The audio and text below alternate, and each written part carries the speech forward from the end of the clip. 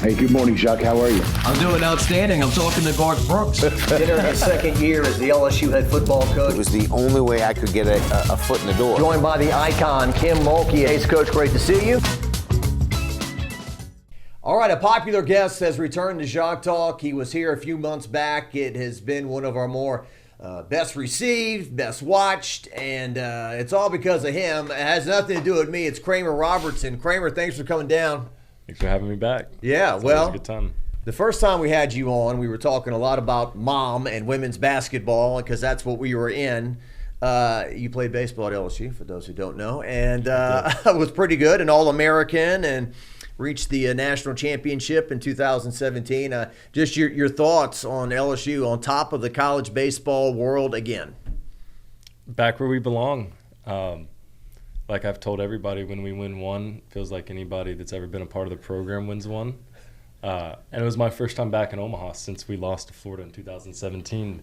So I was conquering some demons, and we just happened to be playing Coastal Carolina. So it was a good weekend all the way around, and I'm really glad that I was able to make the appearance, and of course so happy with the result. I think as soon as it was set that it was LSU and Coastal Carolina, there was a picture that got tweeted. I think it was when Coastal was on their way to the College World Series. Yeah. Beating LSU at the box in 2016. You were down on the ground. I think you quote tweeted and said, "Hey, I need a favor." Yeah, I mean, of course, everybody, when you think of Coastal Carolina, you go right back to the 2016 Super Regional when they walked us off, and unfortunately, it was me in that picture.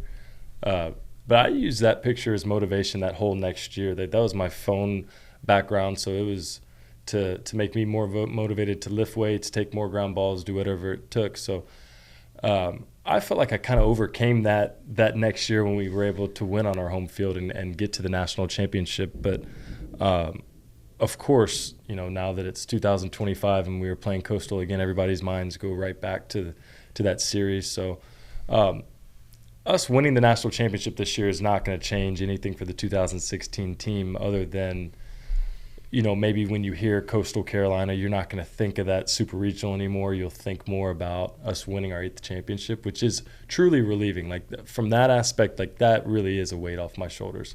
I did feel a responsibility every time Coastal was brought up. I was like, yeah, that was the team that I was on, and of course the picture. So it will be nice that people won't associate that loss as much with Coastal now. But regardless, what happened in 2016 we knew had no effect on this year's team in this World Series. So I just wanted to be there as an alum to support them and experience my first national championship on a winning side. And we got to do that, so it was fun. Well, I don't know if this comparison makes any sense, but I remember when the 2019 LSU football team finished it off in the Dome. Jarvis Landry was down there. Some other guys who've been part of the 2011 team that went perfect the whole year, lost to Alabama in the Dome. And so they felt like, hey, we're back in the same building, and we got it done this time. We finished the job, and so it made them feel a little bit better. But then at the same time, it doesn't change the past. So right. I guess it's that medium with you there. But what did you think of the team overall? Pitching wise, they had their two guys, Cade Anderson, Anthony Ianson. It lined up well because they stayed out of the losers bracket, so they had them 1-2. In 2023, Paul Skeens didn't throw a pitch in the championship series. And then offensively, game one, they get one base knocked by Milam for an RBI that holds up the whole game. And then game two, Stanfield brought home a couple with the swing of the bat. Derek Curiel brought home two. Fry had a couple. Put him on the board, smashing it over the left fielder's head. So just all together, what did you think of the team? Well, First of all, I was just so impressed with Jay because if you look at the team in 2023, they were great, power arms, power bats, but they won in a completely different way. It was a totally different team in 2025 this year, and Jay did such a good job from the beginning adjusting to what he had. And I'm a sucker for good defense, and this was as good of an infield defense as and outfield, just overall defense as you'll ever see in college baseball. And so that was really fun to watch. But they played the game the right way. They played hard, and they didn't just use power arms and power bats. They had to play defense. They had to run. They had to get base runners on. they just won in such a different way than 2023, and I was so impressed by that. And as an alum, it's really fun to see the game won the right way, and your team play the game the right way. And so I'm really thankful to those players and to their coaching staff that not just winning, but how they won the game. Right. Well, the Cade Anderson shutout in Game 1 of the National Championship Series, in the locker room after the game, Michael Braswell talking, it's a nerve-wracking thing. Mm-hmm. One swing of the bat could tie the game or give them the lead. Somebody guesses right on the pitch, I think is what Braswell said. Yeah. And when you're in the ninth inning and you're protecting a 1-0 lead, obviously there's no margin for error there. So the infield, Stephen Milam, Braswell, Daniel Dickinson, they're the defense. Right? Nothing leaks through there, and they did an amazing job, like you said. Yeah, I could be wrong, but I think that they set the record for the least amount of errors or the highest fielding percentage in school history, or close to it. And that's so hard to do, considering how many great infielders, how many great players have come through this program. And so for them to go out there and do that, that's unbelievable. But anytime you pitch and you play defense in Omaha, you're going to have a chance to win, especially in that ballpark where runs can be difficult to manufacture. And I got to be there for Cade's shutout, 130-pitch shutout, and it might have been one of the most impressive performances that I've ever seen in person. He wasn't even sharp to start the game. He didn't even have his best stuff, had a few uncharacteristic walks, but was still able to gather himself. And not only, I was telling him, get us through 6, get us through 7, and then I look up and he's in the 9th inning, and I was like, just let him have it. I was like, you're going to win or die with your guys, so let's go out there and win with them. But I'm so happy I win, and that was just such a cool experience, and it was a legendary performance that will never be forgotten by LSU fans. Yeah, Braswell said less than 0 chance he was coming out of the game. There was no way. I guess he could have been at 200 pitches. Yeah. I'm not going anywhere. No, you could feel it. You could feel it even in the stands watching him. There was nobody that was going to finish that game other than Cade Anderson. And what a perfect time to have that performance, not only in the national championship, but the draft is coming right up. I think he made himself a lot of money the last couple of weeks of this season, I would say. Well, they play so many games, right, Kramer? And your legacy is defined like in the month of June to an extent. Yeah. I was talking to Jay Johnson about it, and it's like Anthony Ianson and Cade Anderson before the year, the average person doesn't know a whole lot about those two guys. And now they're up there with Paul Skeens, Ty Floyd, right? Yep. The way he pitched, 17 strikeouts against Florida in Game 1 of the National Championship Series. So it is interesting, how your perspective on a team can change from Valentine's Day, which was when they started, February 14th, to now knocking on the door of the 4th of July here in South Louisiana. Right, yeah. And that's why you tell everybody, and of course LSU fans are probably more guilty than most of high expectations, but it's a marathon, it's not a sprint. You spend a lot of time during the year figuring out who you are as a player, who you are as a team, where your role fits in. But again, that's why it's a marathon and not a sprint, and that's why you have guys like Jay Johnson running the show, because they know that, and you have your veterans, they know that. But the new guys that are coming in, whether it's the transfer portal, freshmen, everybody's just trying to figure out where they can fit in and where they belong. So I would never panic early in the year when things aren't going perfectly smooth as all fans want. I was shocked at how smooth it went in Omaha. You rarely see it where you get to the weekend and you have all of your pitching available and all your horses ready to go. So that was even surprising. But throughout the season, there's going to be so many ups and downs. It's never going to be perfectly smooth or how you drew it up. But as long as you stay the course and you have good guys running the ship, they'll ride it by the end of the year, and I think you saw that this year. I was reminded that they got 10-run ruled by Northwestern State at home. You forget about all of those. They got losses. Swept at Auburn, right? Lost to Omaha, right? Like the University of Omaha or something this year. I think played them. It might have been the first loss of the year or something. Yeah, it's going to happen. It's baseball. They're in a game of so many variables and where so many different things can happen. You're going to have losses that you shouldn't have. Yeah. I think they toughen you up and prepare you for later in the season. You can lose or you can learn, and I think that they did a good job this year of learning and not just looking at them as losses. Stephen Milam called LSU shortstop U. So Alex Bregman My brain always wants to twist Aaron and Austin Nola. Austin Nola. Yeah. Aaron's the pitcher. He's okay. And then this guy right here, right? So it could be, and I know Jay's talking about the pitching now as kind of like football DBU. Yeah. But so that position, what'd you think of Steven Monster Milam? Unbelievable. 5 errors the whole year, I think. Yeah, that seems impossible. Really does seem impossible to make that few errors. It's just so impressive.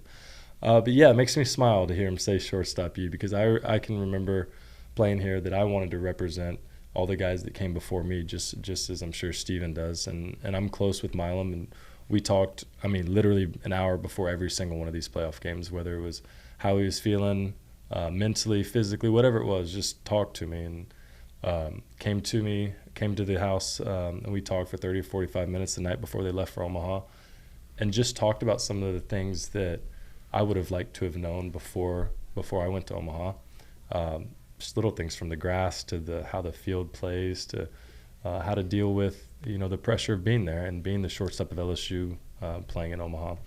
And credit to Milam, he's always looking for advice, and he's the one reaching out. A lot of 21-year-old kids, probably including myself when I was playing, they have all of the answers, and he doesn't act like that. He's hungry for more information, and he's very open to advice, and he wants that. So I think that just speaks to the type of player he is. But yeah, LSU baseball just in general, it's not just the shortstop position, which I'll take it a step further. DJ LeMahieu, Austin Nola, to Bregman, to myself, to Josh Smith, and Jordan Thompson, and now to Steven Milam. But more so than just that position, it's hard to explain what makes LSU baseball so special. It really is. But if you're around it, you get it. But from my perspective, and I've explained this to a few people in the last week or so, the best way I can describe what makes LSU baseball so special. Again, this is my perspective. When I wanted to come here and I saw what LSU baseball was in 2009 in Omaha, that was the first chance I had ever seen it. I was in a random tournament when I was 14 and said, I want to go there. I studied. I watched Ryan Terrio. I watched Mikey Matuk. I watched Jared Mitchell. I watched Sean Ochinko. I watched all of those highlights of Warren Moore's religiously. And then when I finally got here and earned the opportunity to be a part of this program, those same guys came and showed me the way and gave me all of the advice and gave me all of the information that I could ever want. And so by the time I stepped onto the field, I felt like I had already done it. Like I had already seen Mikey get the big hit in Omaha. I had already seen Ryan Terrio score the big run. So I just felt like I was an extension of them now, wearing the 3 letters across my chest. So now, as a former player and alum, I feel the responsibility to pass all of that knowledge and my own knowledge to the next generation, to Milam and these guys. And I'm sure when he's finished up with his career, he'll do the same for the next generation of LSU baseball players. So if that can make any sense of it, I think that's super rare, what that is with LSU baseball and how it's passed down from generation to generation. But that's real, and that's been a thing since well before I ever put on the uniform. So I feel it's just so special and so blessed to be a small part in such a big, special organization, whatever you want to call it. But I truly believe it's second to none in any sport anywhere in America. Yeah, it just when the team is celebrating winning a national title and you look up in the stands and it's like Alec Box Stadium in Omaha. I mean, it's nothing but purple and gold, people celebrating, and it's not cheap to go up there. It's not cheap to stay in a hotel and all. I mean, they're spending their hard-earned money to support it, and yeah, I mean, I guess you could talk about every sport at LSU is special. Football is special, Football is got the most interest in all of that, but LSU baseball, there's nothing quite like it. It's got a vibe where you can kind of reach out and touch it. You can football. You're so far away from everything. Kind of the player. You baseball. The fans can kind of develop relationships with the players, get to know them a little bit, cook for them in the parking lot, that kind of thing. Yeah. Well, the fans with LSU baseball, like LSU baseball is not LSU baseball without the fans. And So when we win a championship, it's not just the team's championship or the guys that play here. It really is all of the fans, because they do have an impact. So this is their 8th championship just as much as the players. And to credit them even more, and I had a good conversation with Skip a couple of days ago before the ceremony, and I wanted to make this point to him. Just an example of how knowledgeable our fan base is. It's not just big, it's knowledgeable. Think about when Braswell comes up there and gets a standing ovation. He's getting a standing ovation because our fans know that baseball is more than a batting average. We don't win Game 1 of the championship series without Braswell's glove at third base, and our fans knew that. He gets a standing ovation from 20,000 LSU fans because they want to show him how much we appreciate what he brings to the program, even if he's struggling at the plate. We're not winning the national championship without his glove at third base. And our fans knew that, and that made me as proud as anything. And I told Skip, that's just such a credit to you that people have been following this program and been coming to these games for so long that they understand the game and they understand it to that level of detail. Whereas, most casual fans would never have any idea that, why is this guy playing? He has 1 for 30. But no, our fans, they get it, and that's a credit to Skip, and that's a credit to all of them.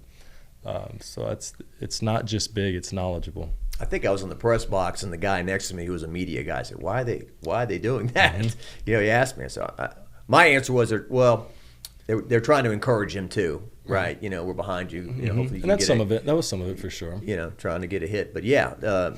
And Jay talking to Bill Franquez about it too. He sees beyond the batting average and stats, because when they took Braswell, I think at South Carolina, he was only like a 255 hitter or something. Right. And so you're saying, well, why are we getting this guy? But the intangibles and the defense, like you talked about, they mean something. They do. And I don't think it rhymes exactly, but when Jordan Thompson, he was having a really rough College World Series 2 years ago. Yeah. Even the glove, he had a couple errors, I think, against Florida in the Game 2 of the National Championship. But who puts LSU on the board first in the pivotal Game 3? Right. He slaps one in the left field, and after the game, he's hugging Jay Johnson. They're having this great moment, and he's bawling because, Coach, you stuck with me. Yeah.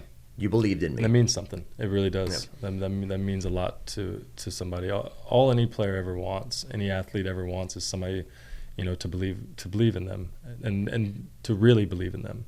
And I think Jay has proven that with sticking with his guys. I know I've had coaches and managers in the past that, when they stick with you, it does mean something, and it makes you want to go. It does give you an extra fire and a little bit of extra motivation to go out there and get it done.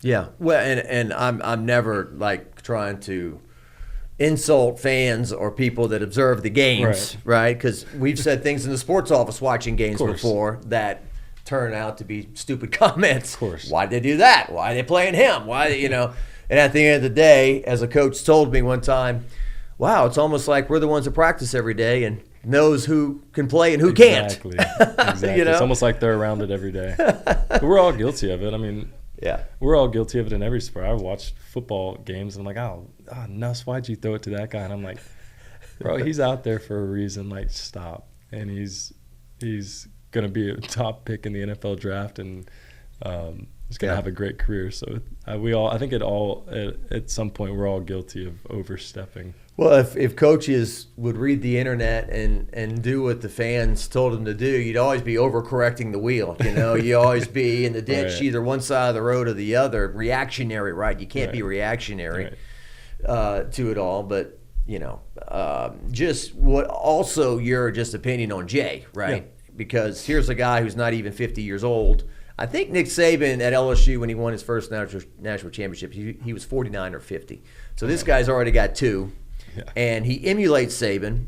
Bill Franquez told me it was funny when Jay first got here. He goes, I can't really say this out loud, but I really like Nick Saban, and how he does things. Right. Now Nick's retired, and so I guess he's no longer a threat. We can talk a little more positively about him. But anyway, just what are you picking up on Jay? And look, if he coaches just another 20 years and wins one national championship every 4 years, he could finish with 7. That's just, and then somebody out there is probably saying, well, he's won 2 in 4 years. Why can't he win 2 every 4 years or whatever? But if anything, he's won too much too soon. Yeah, that's the first thing I would say. Like, let's be fair and let's pump the brakes a little bit. I think we get ahead of ourselves, and just because he's won 2 in the last 4 years, we start to think that it's a little bit easier than it is, and it's not.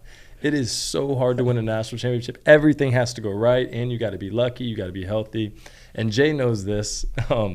And on top of that, you got to have the best team most of the time.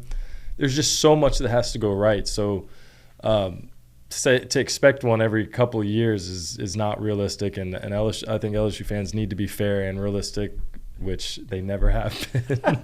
You almost sound like you have a mother who's a coach that's won a few or something. Right. But we love LSU fans for that, for sure. We love you for it. But we got to be fair and realistic. Jay Johnson is doing an unbelievable job. He's got 2 in 4 years, which is unheard of, and I do not think he's done. By no means do I think he's finished, but I'm probably a little more sensitive to it because I understand as a player that went through it how difficult that is, and have seen the last 20-something years my mom do it, and I know how difficult it is, and I've seen her do it 4 times.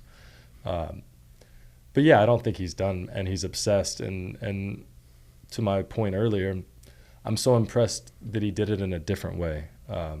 In college athletics now, you have to adapt in this landscape or you're going to get left behind. And I think Jay, since he's gotten here, has done an unbelievable job of adapting to what is LSU, what is this culture, this atmosphere, and to his teams. Like I said, his team this year in 25 was totally different than the team he had in 23.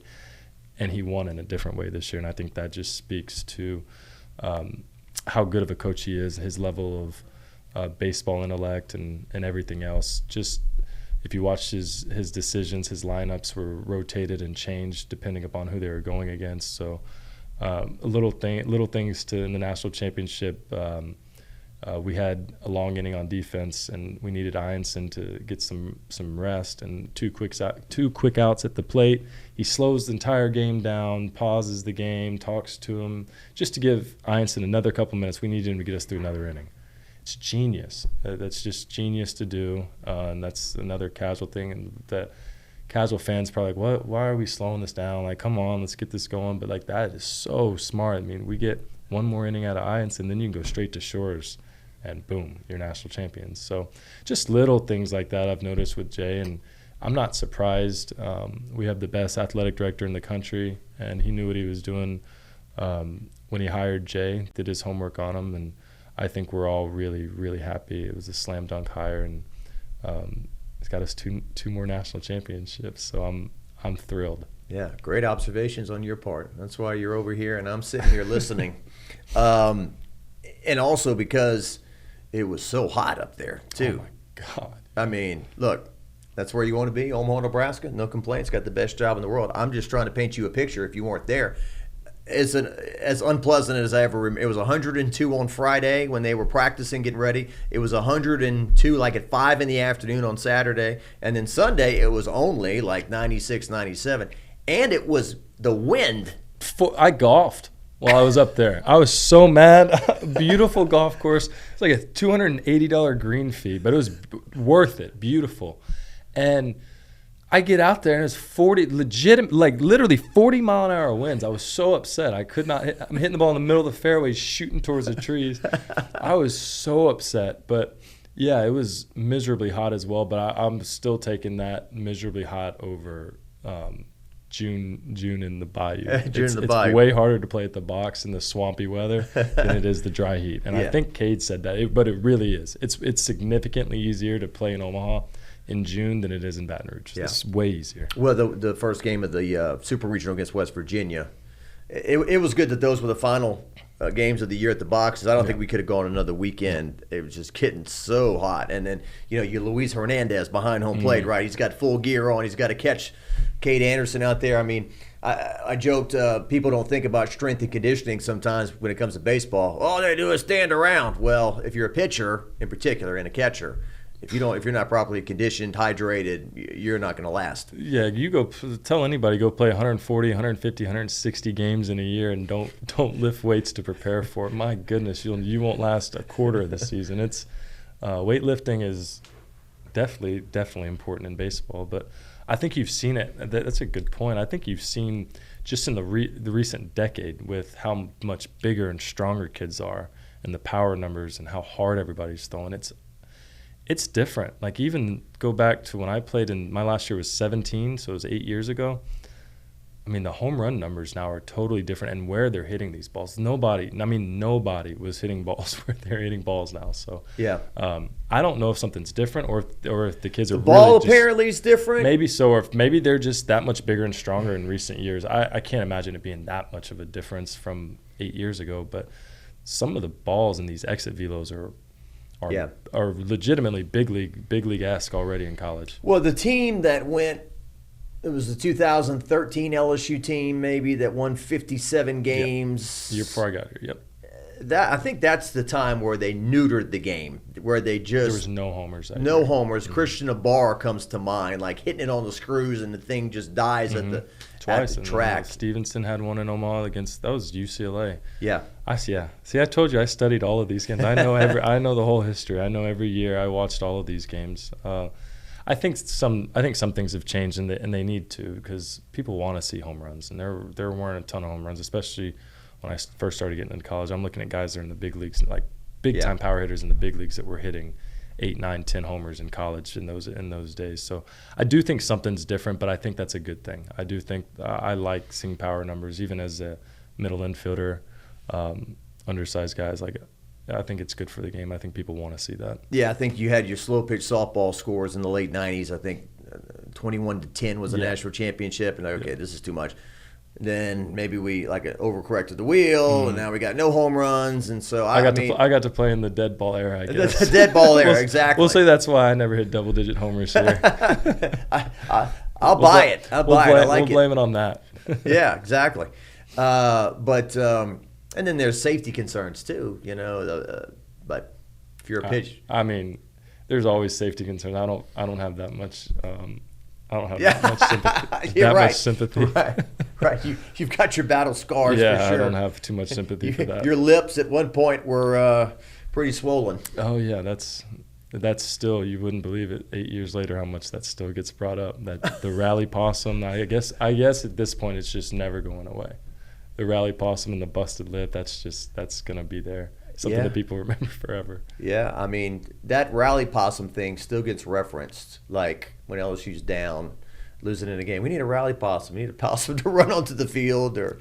That's fun though. It makes you feel good. And any of those guys that were on those teams that didn't win a national championship, even if it's for a rally possum or unfortunate events like Coastal Carolina or Florida, it does still mean something, that whether it's good or bad history, to have history in LSU baseball, whether it's, like I said, good or bad, just to be a part of it and for people to tell your story and you be a part of this story that is LSU baseball. I'm honored. Even if it's not my most proud moments, Coastal Carolina or Florida, it's still a part of the history. And as I get away from the game a little bit longer, I'm learning to accept and be proud of certain things that I accomplished. I haven't been able to do that yet. I think I could have played 15 years in the big leagues and probably would have looked back at my career like I didn't do enough. But as I'm further away, I'm starting to be more proud, even if it is negative moments like Florida, Coastal Carolina, whatever it may be. Good and bad, I'm learning to be proud of them. Well, the first game I looked it up. The first game against Florida in the championship series, you lost 4-3, and then the second game, the final score was 6-1. But at one point, you had the bases loaded, and I was a tying run in the 8th. They got thrown out at home in game 2. By like 4 inches. That's first right. and third, no outs, 2 innings in a row. We're down 1. We don't get the run in. A quirky cleats up. Somebody slid into second with their cleats up, and they called them out. Yeah, that was the inning before. First and third, no outs, grounder to second. Double play, fine run scores from third. Josh Smith scores from third. They took it off the board. It'd be 2-2. Yeah. Took it off the board, made him go back to third base. Both guys are out. So now there's 2 outs, guy on third, line out to center. So I lead off the next inning, single, steal second, cold bunts, first and third, no outs. We had a strikeout, and then we had a ground ball to first, and I'm going on contact or else it's going to be a double play. So I got to go from third base and thrown out by this much. And I think they scored a couple. It was over at that point. I think they scored a couple runs in the top of the ninth or whatever it was, and they beat us. But, yeah, I remember, of course, I remember every detail of all of those games. It's still, to this day, and it will. The rest of my life, I'll remember that, and it'll eat me up. But like I said, the further away from it I get, the more appreciative and the more grateful I am. Somebody comes up and tells me they enjoyed watching me play or they loved our teams. I'm learning to accept that. I'm learning to be proud of it. I'm not there yet. It's hard when you're a competitor. Like, that's what makes you successful, is you never feel like you're doing enough. So, like I said, if I played 10 or 15, that gives me a little bit of peace to think that, if I played 10 or 15 years in the big leagues and I won a national championship, it still would not have been enough. It wouldn't have been perfect. And I think a lot of great athletes and a lot of former athletes would tell you the same thing. Well, I think Maneri, LSU head coach Paul Maneri, told me something similar, because it is true that sometimes being a two-time national champion is viewed a lot differently as a one-time national champion. Mm-hmm. And I think he told something to one of his kids, one of his boys, Tommy and Nick are his two sons. Mm-hmm. I think he was talking to Tommy, and he said, I just wish we would have won in 2017. And he said, well, Dad, then you would have said, well, I wish we would have won in 2013. Then if you had three, you won. So there is the more things you get, the more you want type thing there, greed. But, yeah, easy for me to say sitting here. I mean, like you said, that's the difference between winning and losing. We take a look at the 2023 LSU team. If Josh Smith doesn't catch the ball that's scorched. Oh, yeah, left field, yeah. They lose game one and they lose game two, and they're not national champions. Mm-hmm. I remember how they kind of maneuvered that pitching in the regional that year. Trey Morgan doesn't make the play at first base. You're probably not beating Wake Forest to get to the national championship. Yeah. So much has to go right. And again, that's where it goes back to where I'm trying to tell LSU fans how hard it is and to appreciate these and enjoy these, because you don't know when they're coming again, because they're so hard and so much has to go right. It was devastating to lose those, because I wanted it for my teammates, wanted it for Coach Maneri, and I wanted it for the LSU fans. I love LSU so much, and I remember at 14 years old watching those guys in Omaha, just dreaming of being on that field and winning a national championship like they did. So just devastating to not win it. But again, I'm learning to accept it and understand that even if it's not the side of history you want to be on, you're still a part of history and a part of this story that is LSU baseball. Yeah. Well, there's just certain things, like as great as your mom is and her staff, they can't draw up a game plan and say, Jasmine Carson's going to make 7 3-pointers today, and we're going to beat Iowa, right? Right. Things just happen that you do not expect and can't prepare for. Yeah. Good or bad. Yeah. Yeah, you have to be lucky. Things have to go your way, and it's meant to be. And I'm always going to support every LSU championship team, and I want them to win it every year. I don't ever compare this team to that team or that team to my team. I think comparison's the thief of joy.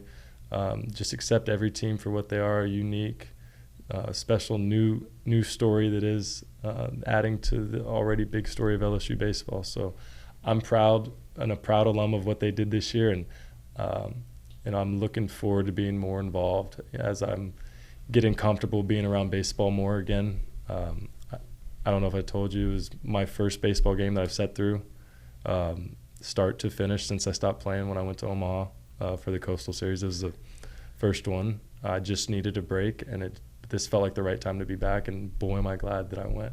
Yeah. It was so I felt so much gratitude after leaving there, and had a totally different perspective, and I'm really, really happy that I was able to get over that hump and get to Omaha for the first time since 2017, step back on that field and celebrate this time, because the last time I walked up that field it was not good, so we got to celebrate this time that I was on the field. So it was a good good weekend all the way around for everybody. Well, to bring some levity to the situation, I feel like I'm playing Kramer's therapist today. Yeah, no, no I therapy. charge $500 an hour. Here we go. no therapy here. I'm good. I'm really happy that I made this trip, and I'm really happy that we got number 8. Yeah. Well, 8 since 1991. I'm not great at math, but that's one like every 4.2 years. It's like, so 8 in the last 35 years. It's like, I saw on social media, it's like the most successful sports program in the last 35 years. I don't know a major sport. I don't know what other major sport has won eight. Well, Alabama trophies. and Saban in football won 6 from 2000, I guess, 9 to, was his last one in 20 or something like that. I don't know. But 8 is. But the number. Yeah, I don't know if that's 8. been matched in 35 years. It's unbelievable. Yeah, you might be right on that one. I do remember, I think, when the Chicago Bulls won their first one with Jordan, it was 91 as well. And so LSU won their first one in 91. Those two, at least down here, we would always compare those two dynasties. LSU baseball and the Chicago Bulls were both kind of dynasties in the 90s. This one's still going. I don't think and the that's Chicago right. Bulls aren't. So. That's right. Tim Floyd couldn't keep it going after Phil Jackson left. And he's in a little tougher situation without MJ, I would say. Everybody, right? They all left. They were all gone. Pippen got traded to the Blazers, I think. Rodman. Or the Rockets or something. I don't remember. Steve Kerr and all those guys. What a good documentary. Amazing documentary. It's been replaying, and I watched it. And Perfect Storm, too, I think they were scheduled to put that out a little bit later. COVID came around. We're all stuck at home, nothing to do, and everybody was watching it. The viewership was so Michael Jordan for that, just the perfect documentary to come out at the perfect time, just perfect for MJ. On the worst side of things, that stupid thing, Tiger King, blew up and became. I never got into that one. You didn't watch it? No, okay. I never got into that one. I think I walked in on my mom watching it one day, though. But I might have watched the episode, but I never got into that one. Perfect Storm again, and the fact COVID had just hit. We're all stuck at home, and it just so happened to be. You watched it, didn't you? Netflix. Yeah, you watched. I did watch Tiger King. This is awful people. I never. No redeeming people in the whole. I think I saw somebody got their hand eaten off or something. I was like, yeah, this is not for me. I'm out on this. Well, just the smut that was in there, relationships between the people. But yes, on a much higher note, the. Michael Jordan, that was great to watch. That was a great documentary. I just can't understand how you got a great thing going like that, and you tell Phil Jackson, "You're out of here. This is your last year." Like trying to push out greatness. You got filet mignon right here on the table. Yeah. And you're like, "I don't want this." Egos, man, egos and pride and all of that. But I mean, they had their dynasty. I'm sure they have plenty to be proud of. But you would have loved to. I don't know. It was a little bit before my time, but I would have loved to look back and see what would have happened if they would have had one more year. Yeah. I guess it's like a comedian. Keep them laughing, right? Keep them laughing. Don't tell jokes when you start bombing. Get out when you. He went out. MJ went out on top, man. I don't think we'll ever see another athlete with his aura. Just I got to see him in person when he introduced Mom at the Hall of Fame, and you hear all these stories about him glowing and this, that, and the other. But I'm telling you, when you see him in person, he's like an alien. It's different. He is glowing, man. I shook his hand. His fingers went all the way up to my forearm. I'm decently big hands, and his fingers are all the way up here. He's like an alien. He really is. It was so cool just to be in his presence. So I can't imagine what it was like playing with him or playing against him. I would have loved it, though. He was awesome. When he played for the Wizards, when he came back, New Orleans had just gotten the Hornets. And so they came down to play. And so there was a shoot-around media opportunity in the morning. So I go down, and the way we shot it, you could see my face. I'm in the back. And everybody at the station's making fun of me because they're just saying, you just like staring at him like, oh, my God, it's Michael Jordan. I got one question into him, and everybody at the station was like, I love you, Michael Jordan. I love you, Michael Jordan. So I did get a chance to at least ask him a question, and he responded. So that's my little piece of Michael Jordan history. He was really good with the Wizards. I think he averaged like 25 points a game, but he was out of gas and couldn't dunk anymore, and so. Yeah, which speaks. Yeah, I won't get into it too much, but it speaks again to LeBron's greatness too. Think about, he's in his 40s now, and he's still one of the best players in the league. So I love to see. I'm not somebody that debates this is the great, compares apples to oranges, whatever. I just like to see greatness, and I appreciate it. And lucky that I get to be a part of it and get to see it every day at LSU in so many different sports and in the athletic department in so many ways. I feel so blessed to be part of greatness at LSU. Yeah. Well, a lot of times it's the only way you can be negative about something. You know, first the team, they're not good. They're not going to win. Then they make it to the playoffs. Oh, you can't win the big one. Then you win it all. Then it's like, well, you won it all, but you're not as good as the team that won it at this point. You know. Yeah. So I'm not a big fan of comparing this to this person's the greatest, this person's the greatest. They're all unique and great in their own ways, and it's the greatness debate is subjective, and it's going to be an opinion, and I'm not sure any of them are right and any of them are wrong. They're probably all a little right and a little wrong. Well, somebody after I interviewed Jay Johnson the other day said, I wish you would have asked him in a 3-game series who wins, the 2023 Tigers or the 2025 Tigers. Probably changes every series. One team might, I mean, if you played 10 series, they'd probably split 5 and 5. That's just baseball. You don't know. Like, you can't say the 2000 team is better than the 2023 team, but this one's better. The 2013 team might have beat some of these teams in series. It's baseball. You don't know. What those 8 teams did better than any other teams in LSU history is they finished the job, and they were cohesive at the end of the year, and they were able to battle through all the distractions and all of the difficulties. Those 8 teams, for whatever reason, were able to finish the job. So you do put them on a pedestal and you say those are the best 8 teams, but to compare them, this one's better than this one, I think is unfair to all of those. I think any one of those teams could beat any of the other teams. It's baseball, and I think there's a lot of teams that didn't win national championships that could compete with all of those teams. That's just baseball. That's the variables, and so many great players have come through this program that I think it's just unfair to do that comparison. Yeah. All right, so a few more things with Kramer here. I didn't talk to you last time. We talked all about women's basketball, but Full Wiley, she's aboard. Yeah, that's exciting. Yeah, it is. That's like the first time I can remember somebody from South Carolina going to the dark side of the force, so to speak. You know, coming up, and she's from Columbia too, right? She's from that area. Yeah, she's electric. I mean, the PMAC is going to be such a fun place to be this year. They not only signed Full Wiley, they got Kate Koval from Notre Dame, they were recruiting hard out of high school, 5-star, 6'5". Will have an immediate impact. Amaya Joyner from South Carolina, they were really high on her. She's been here all summer, strong, great workouts, and then the number 1 recruiting class and the number 1 freshman class in the country. So I know that from what I've heard, they're excited. I could say that.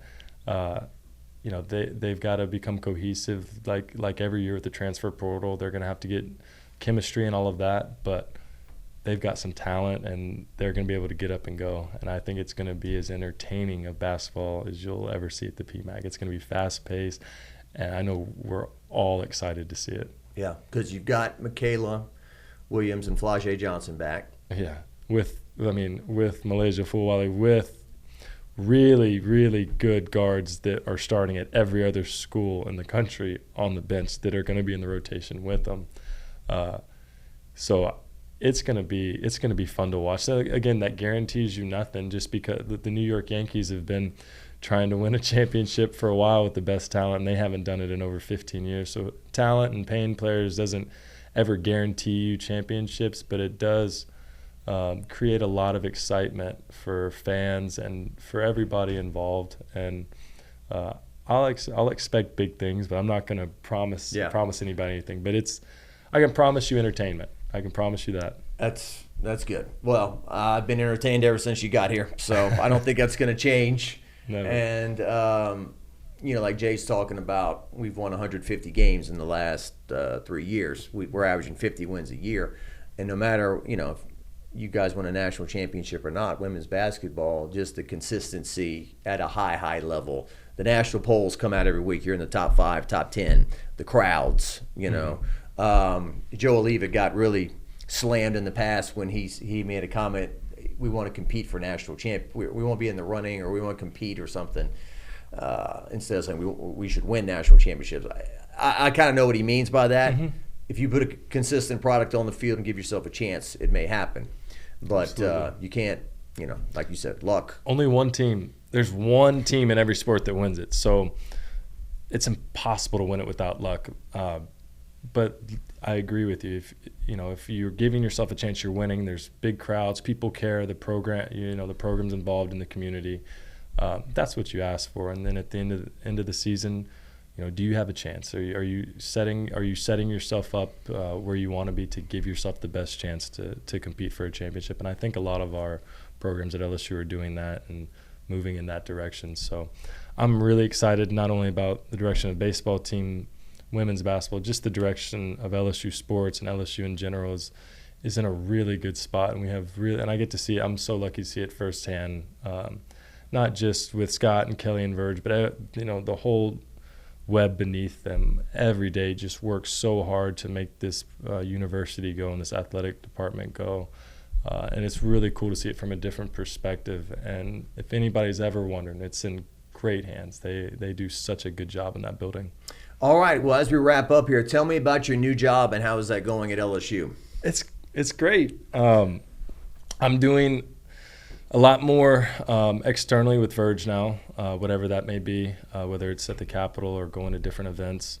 And I really enjoy that. Verge knows everybody, and that's probably the perfect guy to get under his wing and go meet people and learn the ropes from him. I can't speak more highly of the people I work for and work with, and Verge, Kelly, and Scott.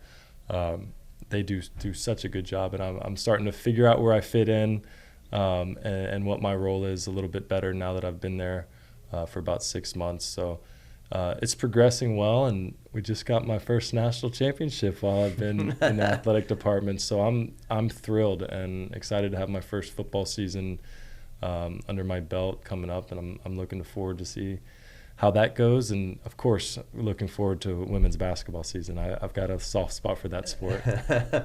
It's got to be fascinating too with the branding and the social media when they're preparing to win a national championship, all the things they're making to have ready to go and hit send as soon as that double play is turned to wrap it up. For this athletic program to work, it takes everybody from this end to this end, top to bottom, to do their job. And I think you see that from social media to NIL, whatever it may be. We're at the forefront trying to be the best. I'm looking at girls in the office every day making calls and working so hard, not for themselves, but for student athletes to get NIL deals, third-party NIL deals. And I'm just so impressed at how everybody operates, and it's such a well-oiled machine, and I'm very lucky to be a small part in it. Awesome. You got to wear a tie? You got to wear a shirt with a collar? What's your dress attire? Can you wear a hat? You can't wear a hat. No, I don't wear a hat to the office. It's really pretty relaxed. When you go the political side, if you go to the Capitol and certain events and you got to talk to certain people, yeah, I'll dress up in a suit and tie. But for the most part, it's really relaxed. Just have feel. Know when to dress up. Know when to be casual. Know when, just like anything, know when to be serious. Know when to joke around. It's just being able to read a room and just try to bring value in any way that you can. Just like in sports, I just view it now. Scott and Kelly and Verge and everybody in that building are just now my teammates.